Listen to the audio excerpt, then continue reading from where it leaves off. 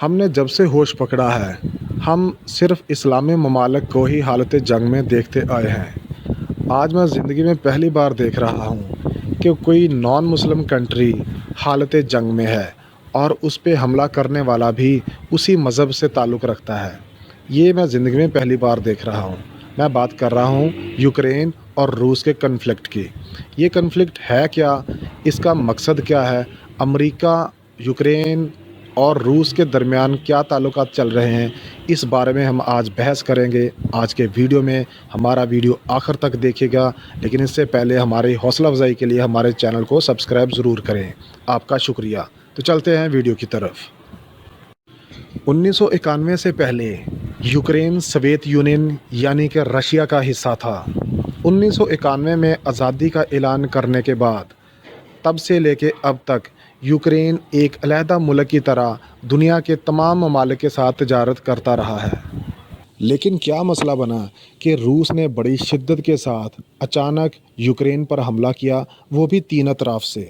اس کی وجہ یہ ہے کہ یوکرین پچھلے 3-4 سال سے نیٹو ممالک کا حصہ بننا چاہتا ہے، جو کہ روس کو بالکل پسند نہیں۔ اب اس میں روس کا کیا نقصان ہے، پہلے میں یہ آپ کو کلیئر کرتا چلوں کہ اگر نیٹو ممالک کا حصہ بن جاتا ہے یوکرین، تو نیٹو اپنا اسلحہ اٹھائے گا اور یوکرین کی سرحدوں پر لا کے رکھ دے گا، کیونکہ نیٹو کا ایک اصول ہے کہ جو بھی ممالک نیٹو میں شامل ہوتے ہیں، نیٹو کی فوجی صلاحیتیں، اس کا اسلحہ اور اس کے جتنے بھی سورسز ہیں وہ سارے اس ملک میں لا کے رکھ دیے جاتے ہیں۔ میں آپ کو بتاتا چلوں، نیٹو صرف ایک نام کی آرگنائزیشن ہے، اس کے پیچھے جتنی بھی ورکنگ ہے وہ ساری امریکہ کی ہے۔ یعنی کہ یوکرین اگر نیٹو ممالک کا حصہ بنتا ہے تو امریکہ اپنا اسلحہ اٹھائے گا اور یوکرین کی سرحدوں پہ لا کے رکھ دے گا۔ سرحدوں پر جب اسلحہ لا کے امریکہ رکھے گا تو اس کے آس پاس کے جتنے بھی ممالک ہیں ظاہر ہے وہ بھی ڈریں گے، اور اسی طرح امریکہ آپ دیکھ سکتے ہیں کہ آہستہ آہستہ چلتا چلتا ایشیا کے سینٹر تک پہنچ چکا ہے۔ سارے ممالک جو ہیں وہ نیٹو کا حصہ بنے ہیں اور سبھی ممالک میں امریکہ اپنے اسلحہ لے کے، اپنے فوجی لے کے بیٹھا ہے۔ یاد رکھیں کہ یوکرین آخری ملک ہے، اگر یہاں بھی نیٹو کی فوجیں آ جاتی ہیں تو پھر روس اور چین پر حملہ کرنا امریکہ کے لیے بہت آسان ہوگا۔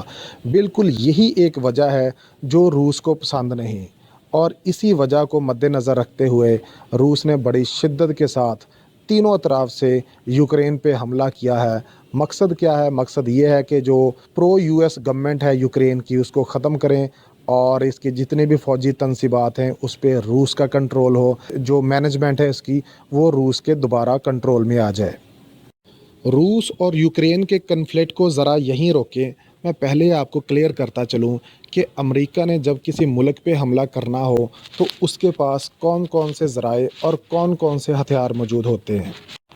سب سے پہلے جس ملک پہ حملہ کرنا ہو اس کے الیکشن میں رد و بدل کر کے امریکہ اپنا حد سے زیادہ پیسہ استعمال کرتا ہے اور من پسند کی حکومت کو سلیکٹ کرواتا ہے۔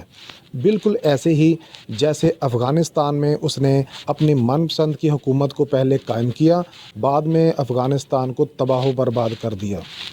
بالکل اسی طرح عراق میں حکومت تو ختم نہیں کروا سکا، لیکن صدام حسین کے خلاف اس نے اتنی طاقت استعمال کی، اتنا پیسہ استعمال کیا کہ صدام حسین کے خلاف کافی گروپ جو ہیں وہ ظاہر ہونا شروع ہو گئے۔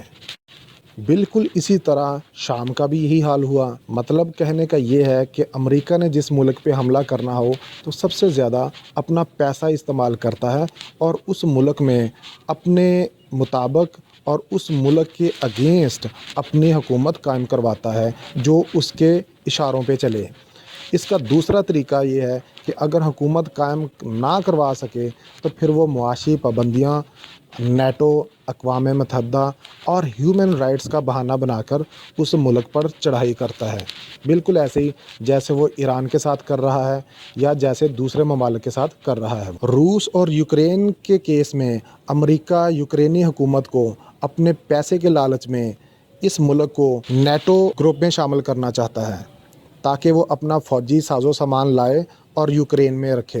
یاد رکھیں اگر امریکہ یوکرین میں آ کے بیٹھتا ہے تو وہ بڑی آسانی سے چین اور روس کی تنصیبات پر کڑی نظر رکھ سکتا ہے۔ آپ پہلے ہی جانتے ہیں کہ امریکہ کے پاس جاسوسی کے آلات بڑے جدید ترین ہیں، جیسے کہ اس کے پاس ڈرون طیارے تھے۔ اب جب امریکہ روس کے لبوں تک پہنچ چکا ہے تو روس کو اب ہوش آیا ہے کہ یہ پانی سر سے گزرتا چلا جا رہا ہے، اور اس نے بڑی شدت کے ساتھ امریکہ کو یہاں سے نکالنے کے لیے یوکرین پہ حملہ کیا ہے۔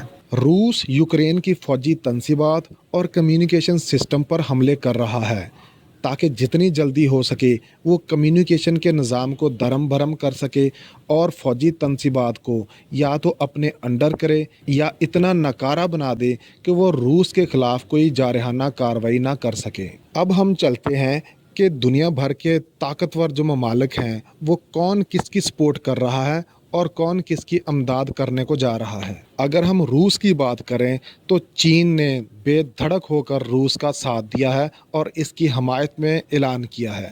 اگر ہم پاکستان کی بات کریں تو پاکستان نے کوئی واضح جواب نہیں دیا، نہ امریکہ کی حمایت کی ہے، نہ امریکہ کی مخالفت کی ہے، نہ یوکرین، کسی قسم کا کوئی بیان ابھی تک پاکستان کی گورنمنٹ کی طرف سے سامنے نہیں آیا۔ اگر ہم یوکرین کی بات کریں تو یوکرین پر حملہ جو روسی حملہ ہے اس کی مخالفت میں پورا یورپ امریکہ کے ساتھ کھڑا ہے، لیکن فی الحال صرف بیان بازی ہی ہو رہی ہے۔ ابھی تک کوئی فوجی امداد یا کوئی اسلحے کی امداد کسی ممالک کی طرف سے سامنے نہیں آئی۔ سادہ سے الفاظ میں یورپ کا کوئی ملک روس کے ساتھ ٹکر لینے کو تیار نہیں، کیونکہ امریکہ سمیت اس کے سارے اتحادی جانتے ہیں کہ روس اب جتنی طاقت حاصل کر چکا ہے اس کے ساتھ لڑنا بالکل فضول ہے، اور یہ حقیقت ہے۔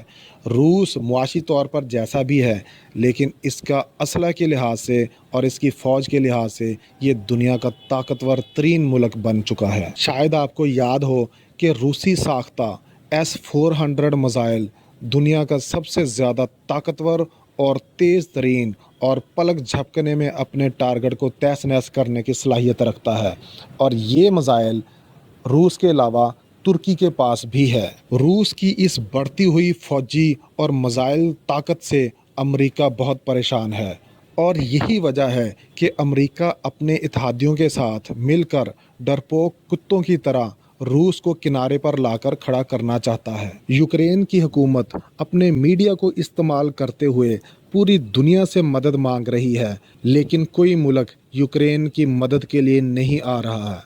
ہاں، مغرب کے تمام ممالک یوکرین پر روسی حملے کی بے دھڑک مخالفت کر رہے ہیں، لیکن یوکرین کو مخالفت نہیں، اس کو بہت جلدی اسلحے اور فوجی امداد کی ضرورت ہے، جو کہ کسی ممالک کی طرف سے اس کو دکھائی نہیں دے رہی۔ بالکل جس طرح یوکرین اور روس کی کہانی ہے، سیم اسی طرح چین اور تائیوان کی کہانی ہے۔ یہ بھی خدشہ ظاہر کیا جا رہا ہے کہ آنے والے 2 سے 3 ہفتوں میں بالکل چین اسی طرح تائیوان پر بے دھڑک حملہ کر سکتا ہے۔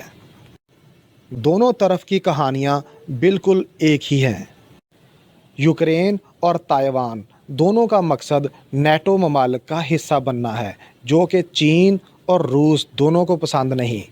آپ کو بتاتا چلوں، جس طرح یوکرین سوویت یونین یعنی روس کا حصہ تھا، بالکل اسی طرح تائیوان بھی چین کا حصہ سمجھا جاتا ہے۔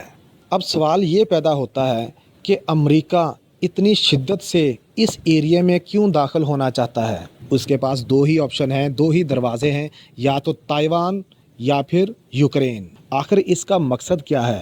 مقصد بہت ہی سیدھا سا ہے، کیونکہ سی پیک بننے کی وجہ سے روس، چین، پاکستان، ایران اور ترکی کا جو گٹھ جوڑ ہے وہ امریکہ کو معاشی طور پر کمزور کرتا دکھائی دے رہا ہے۔ یاد رہے کہ یہ ایشیا کا سب سے بڑا معاشی طور پر مضبوط ترین گٹھ جوڑ ہوگا، اور مغرب نہیں چاہتا کہ ایشیا ترقی کرے اور مغرب ان سے پیچھے رہے۔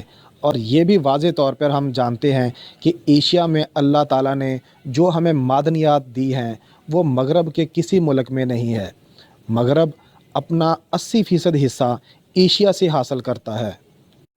یہی وجہ ہے کہ اگر روس، چین، پاکستان، ایران اور ترکی کا گٹھ جوڑ کامیاب ہوا تو پھر معاشی طور پر ایشیا کے حالات بہت جلدی سے بہتری کی طرف آئیں گے۔